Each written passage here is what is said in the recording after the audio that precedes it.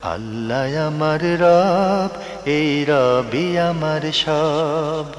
দামে দামে তুন মনে তারি অনুভব। তোমার দুনিয়াতে আমি যেদিকে তাকাই, অথই নিয়ামতে ডুবে আছি সবাই। পাক পাখালির গানে শুনি তসবি কলো রব, তসবি কলো রব। আল্লাহ আমার রব, এই রবি আমার সব। আসসালামু আলাইকুম, আলহামদুলিল্লাহ, আসসালাতু ওয়াসসালামু আলা রাসূলিল্লাহ। প্রিয় দর্শক, আপনারা যারা দেশে আছেন প্রবাসে, সবাইকে জানাই অনেক অনেক প্রীতি ও শুভেচ্ছা। শুরু হলো এনটিভি আয়োজিত এবং লাভ হলো নিবেদিত অনুষ্ঠান আপনার জিজ্ঞাসা। আপনাদের সাথে আছি আমি জয়নুল আবেদিন আজাদ, আর আপনাদের মনে জাগা প্রশ্নের জিজ্ঞাসার জবাব দিচ্ছেন বিশিষ্ট আলেম ডক্টর মোহাম্মদ সাইফুল্লাহ। আসসালামু আলাইকুম ওয়া রাহমাতুল্লাহি ওয়া বারাকাতুহু। প্রিয় দর্শক, চলুন তাহলে জিজ্ঞাসার জগতে। শুরুতে আমাদের হাতে একগুচ্ছ প্রশ্ন, যিনি পাঠিয়েছেন নাম প্রকাশে অনিচ্ছুক। এই গুচ্ছ প্রশ্ন থেকে আমরা আজকে 56 নম্বর প্রশ্নটি পড়ছি। আমাদের দেশের পরিবেশ অনুযায়ী একটি মেয়ে কতটুকু পড়াশোনা করা উচিত শরীয়ত সম্মত অনুযায়ী দয়া করে জানাবেন। কোনো মেয়ে যদি পরিবারের খেদমত না করে যদি ডাক্তার হতে চায়, তাহলে শরিয়া সেই সম্বন্ধে কি বলে? আসলে পড়ার জন্য কোনো লিমিটেশন নেই যে কতটুকু পড়বে কতটুকু পড়বে না। তিনি পড়ার সুযোগ রয়েছে, যতদিন পারেন ততদিন পড়বেন। পড়ার সাথে ইসলামী শরীয়তের কোথাও কোনো সাংঘর্ষিক কিছুই নেই। ইসলামী শরীয়ত পড়ালেখাকে নিষেধ করে না, কিন্তু পড়ার জন্য শর্ত হচ্ছে সেটা হলো মেয়েদের অবশ্যই মেয়েরা নিজেদের পর্দা, ইসলাম যে বিষয়গুলোকে তাদের জন্য অবধারিত করেছে সেগুলোকে মেনে তারপরে পড়াশোনা করতে হবে। পড়াশোনা পর্দা লঙ্ঘন করে তিনি ক্লাস মেট্রিক পাস করা, মেট্রিকে পর্যন্ত যাওয়া তার জন্য জায়েজ নেই। প্রশ্নই আসলে কতটুকু পড়াশোনা করবে। কিন্তু যদি পর্দা মেনটেইন করে, ইসলামের বিধান অনুসরণ করে তিনি পিএইচডি করেন, এ তো ইসলাম বাধা দিবে না। ইসলাম পড়ালেখা করতে তাকে কোনো ধরনের বাধা দেয় না। এক্ষেত্রে দায়িত্ব পরিবারের তাকে অবশ্যই গ্রহণ করতে হবে। কারণ নারী হিসেবে তার পরিবারে যদি কোনো দায়িত্ব তার উপর এসে যায়, সে দায়িত্ব তাকে এড়িয়ে চললে হবে না। যেমন যদি কোনো মেয়ে তার বিবাহ হয়ে যায়, পারিবারিকভাবে তার দায়িত্ব এসে যায়, তাহলে সে দায়িত্ব অবহেলা করে তিনি শুধু পড়ার জন্য নিজে সময় দিবেন, দায়িত্ব সবগুলোকে বাদ দিয়ে দিবেন, এটাও তার জন্য জায়েজ নেই। কিন্তু প্রত্যেকটা স্পটে আপনাকে দুটি জিনিস মেনটেন করতে হবে। একটা হচ্ছে আপনার উপর ইসলাম যেগুলো ওয়াজিব করেছে সেগুলো মেনটেন করতে হবে। আবার মানে পরিবেশ এবং পরিবারের পক্ষ থেকে যেগুলো আপনার দায় এসে গিয়েছে, দায়িত্বে এসে গিয়েছে, এগুলোকে বলা হয় মানে ওয়াজিবাত আল উসারিয়া। পারিবারিক যে সমস্ত ওয়াজিবাত আপনার কাছে এসে গিয়েছে, যেগুলো আপনাকে পালন করতে হবে, এগুলো সব ঠিক রেখে আপনাকে পড়ালেখা করতে হবে, স্টাডি করতে হবে। যদি এগুলো ঠিক রাখেন তাহলে আপনি পড়ালেখা করতে কোনো ধরনের বাধা নেই। আমরা জানলাম বিষয়টি সম্পর্কে। প্রিয় দর্শক আরও লিখেছেন, আমি আমার স্ত্রীকে বাড়িতে রেখে কতদিন পর্যন্ত দেশের মধ্যে বাইরে থাকতে পারবো? প্রথম কথা হচ্ছে আপনার এই প্রশ্ন থেকে প্রশ্ন আসছে, সেটা হলো কেন আপনি বাড়িতে রেখে দেশের মধ্যে আপনি কতদিন পর্যন্ত বাইরে থাকবেন? এটা অনেকটা মনে হচ্ছে যেন ব্যবসা বাণিজ্য বা কোনো সেটা উল্লেখ করা দরকার ছিল, ঠিক না? উল্লেখ করেননি। প্রশ্নটা তো হইতে হবে যে প্রশ্ন সঠিক হইতে হবে, মানে কারণ ছাড়া এমনি বাইরে থাকার কোনো উচিত হবে এই কারণে এটা এই জন্য বলছি যে তার প্রশ্ন থেকে বোঝা যাচ্ছে যে তিনি বুঝাতে চেয়েছেন। কারণ অনেক এরকম লোক আছে যাদের এই ধরনের আচরণগত সমস্যা রয়েছে, বাইরে ঘুরে, মানে যেহেতু স্ত্রী হলে দায়িত্ব বোঝা, তার কাছে হচ্ছে বোঝা। এখন এই বোঝা থেকে আস্তে করে তিনি বাইরে ঘুরেন। অনেকে আছে যে হোটেলে খায়, বাসায় বাড়িতে খায় না, এই সমস্ত কারণে। যেহেতু বাড়িতে যদি খেতে হয় তাহলে বাজার করতে হবে। এই আমাদের সমাজের মধ্যে কত প্রকারের মানুষের যে কত স্টাইল রয়েছে সেটা বলে শেষ করতে পারবো না। হ্যাঁ, এখানে এখন যদি আপনার যদি এমন হয় দেশের ভেতরেই আপনার বাইরে কাজের প্রয়োজন দেখা দেয়, তাহলে আপনার জন্য কমপক্ষে জায়েজ রয়েছে 4 মাস। এর বেশি আপনি বাইরে এভাবে থাকতে পারবেন না, তাহলে স্ত্রীর কাছ থেকে অনুমোদন নিতে হবে, অনুমতি নিতে হবে, স্ত্রীর হক নষ্ট করতে পারবেন না। কিন্তু এই কাজটি মানে অনুমোদিত, কিন্তু ইসলাম বিবাহিত ব্যক্তির জন্য দাম্পত্য জীবনের একটি গুরুত্বপূর্ণ দিক হচ্ছে সেটা হচ্ছে স্ত্রীর হক আদায় করা এবং স্ত্রীর সাথে সময় দেওয়া, সময় কাটানো। কারণ এটি মানে এর মাধ্যমে নিজের পবিত্রতার বিষয় রয়েছে, স্ত্রীর পবিত্রতার বিষয় রয়েছে এবং সকল প্রকার ফিতনা থেকে নিজেকে মুক্ত রাখার বিষয় রয়েছে। আরও লিখেছেন, মসজিদে প্রবেশ করে যে কোনো সময় বসতে হলে 2 রাকাত সালাত আদায় করতে হবে, এটা কি সহিহ হাদিস? হ্যাঁ, একেবারে সহিহ বুখারী হাদিস। সহিহ বুখারী মধ্যে আবু হুরায়রা রাদিয়াল্লাহু আনহু বর্ণনা করেছেন যে ইজা দাখালা আহাদুকুল মসজিদ ফালা ইয়াজলিস হাত্তা ইউসাল্লি রাকাতাইন, যখন তোমাদের মধ্যে কোনো ব্যক্তি মসজিদে প্রবেশ করবে সে মসজিদে বসবে না যতক্ষণ পর্যন্ত 2 রাকাত সালাত আদায় করবে না। লিখেছেন, আমি কোনো কিছু সিদ্ধান্ত নেয়ার আগেই ইস্তেখারা করে থাকি। আমি একটা ব্যবসা করার আগে ইস্তেখারা করেছিলাম, তারপর ব্যবসা শুরু করেছি, কিন্তু কিছুদিন পর আমার ব্যবসার পার্টনার বেশ বড় অঙ্কের টাকা মেরে দিয়ে পালিয়ে যায়। আমার প্রশ্ন হচ্ছে, ইস্তেখারা করেও কি কোনো সিদ্ধান্তের ক্ষতি হতে পারে? দয়া করে বিশ্লেষণ করবেন। ইস্তেখারা করার পরে যে ব্যবসায় লস হবে না এই মাসআলা আপনাকে কে দিয়েছে? এই কথা সঠিক নয়। ইস্তেখারার অর্থ হচ্ছে মানে আপনি ওই কাজের মধ্যে আল্লাহ তাআলার কাছে কল্যাণের জন্য দোয়া করবেন এবং যেন আল্লাহ তাআলা ওই কাজের মধ্যে আপনার জন্য কল্যাণ রাখে। কিন্তু সেই কাজে যদি আপনি কোনো না কোনোভাবে ভুল ত্রুটি করে ফেলেন তাহলে আপনি যে ক্ষতিগ্রস্ত হবেন না কে বলেছে?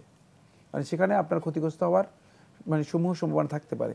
যেমন আপনি পার্টনার সম্পর্কে ভালো করে জানেন নেই, পার্টনার ক্ষতি করে দিয়েছে, তথ্য নেন নাই, সুতরাং পার্টনার আপনার ক্ষতি করে ফেলেছে।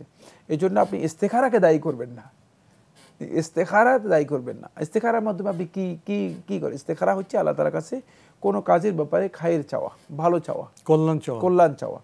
তো কাজের ব্যাপারে কল্যাণ চেয়েছেন, কিন্তু কল্যাণটা আপনার এখানে কেন হয় নাই? ওই যে কাজ করতে গিয়ে আপনি ভুল পলিসি গ্রহণ করেছেন, কাজ করতে গিয়ে ভুল পলিসি গ্রহণ করেছেন। এখন এসে আপনি যেটা করতেছেন সেটা হচ্ছে মানে আবার একটা ভুল পলিসি, সেটা হলো ইস্তেখারাকেও দায়ী করতেছেন। যে ইস্তেখারার মাধ্যমে মানুষের অকল্যাণ হয় না। ইস্তেখারার মাধ্যমে আল্লাহ সুবহানাহু ওয়া তাআলা মানুষের কল্যাণের দিকটাকে মানুষকে উদ্বুদ্ধ করেন। কিন্তু ইস্তেখারার পরের যে কাজটি আপনি করবেন সে কাজের মধ্যে আপনার যদি ভুল হয় তাহলে সেখানে আপনার ক্ষতিও হতে পারে, লোকসানও হতে পারে, খেসারত দিতে হতে পারে। আরও লিখেছেন, সালাতের শেষ বৈঠকে যদি তাশাহুদে ভুল হয় এবং দরুদ ইব্রাহিম বা দোয়া মাসুরা পড়ার সময়, তবে কি তাশাহুদ ঠিক করে আবার পড়লে হবে নাকি সাহু সিজদাও দিতে হবে? বাকি সব দোয়াও কি আবার পড়তে হবে?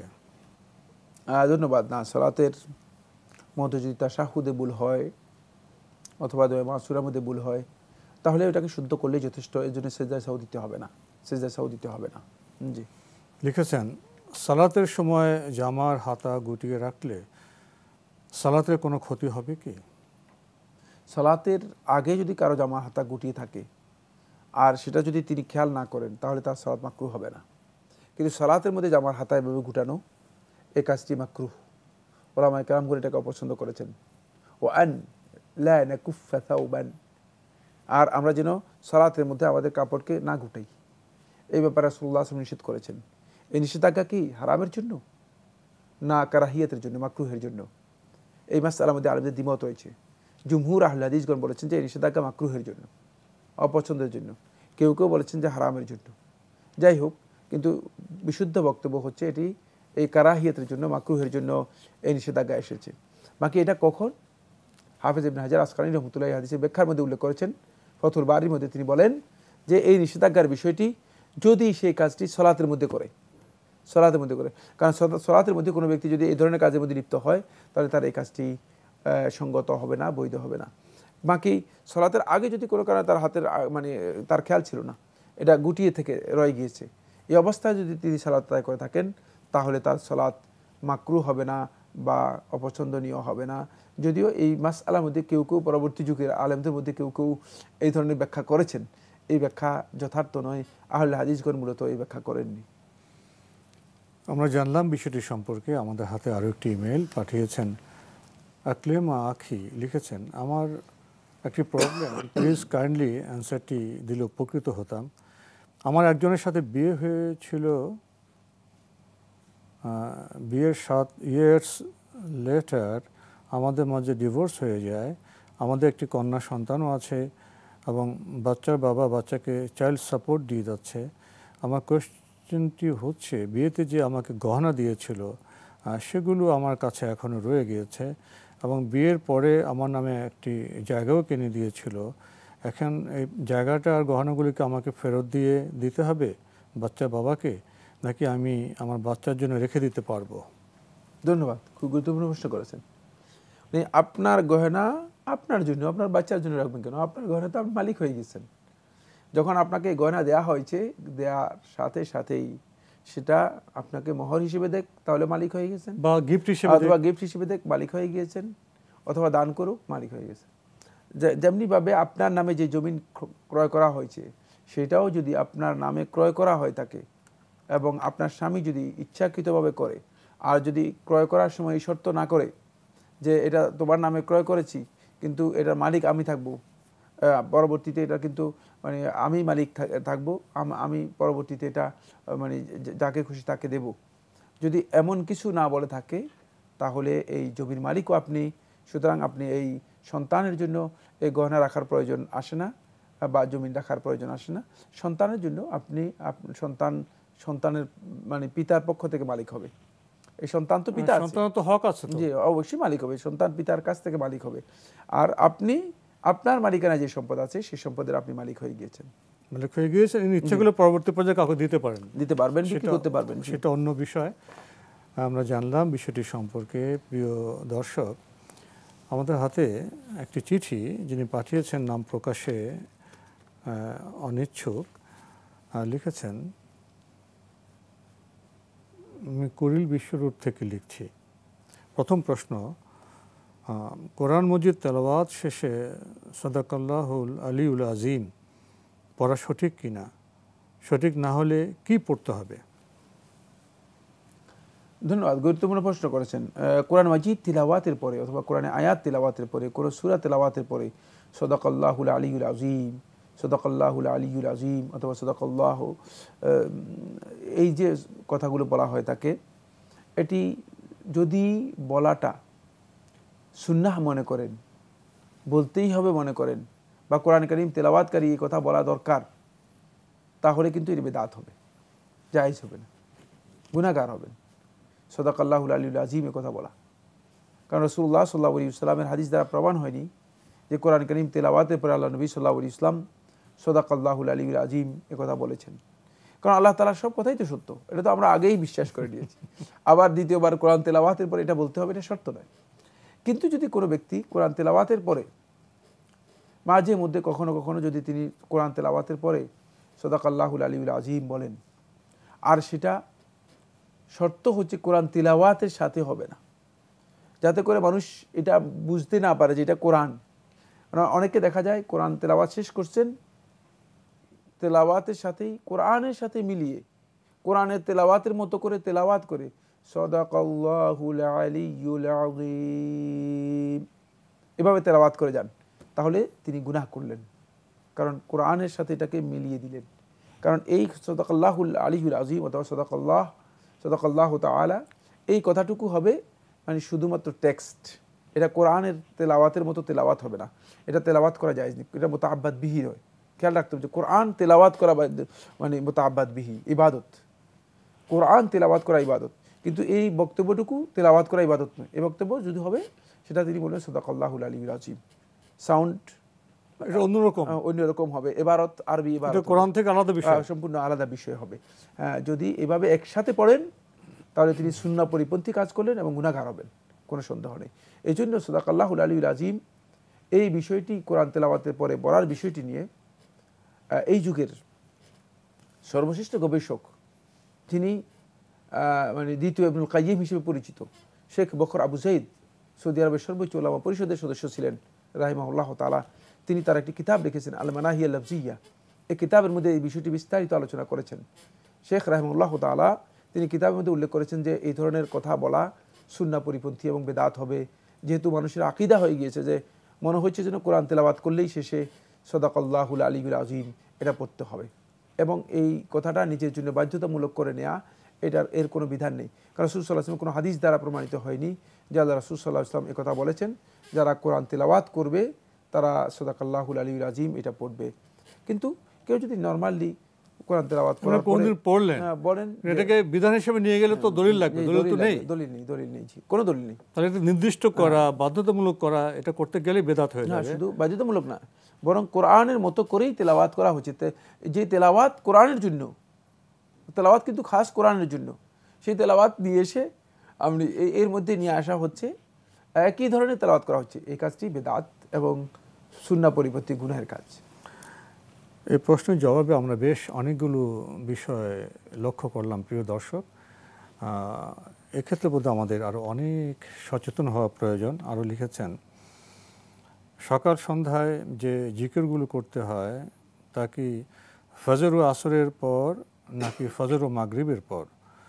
অনেকে বলেন আসরের পর তো বিকেল, কিন্তু আমার কথা হলো মাগরিবের পর তো রাত, সঠিক সময়টা জানাবেন।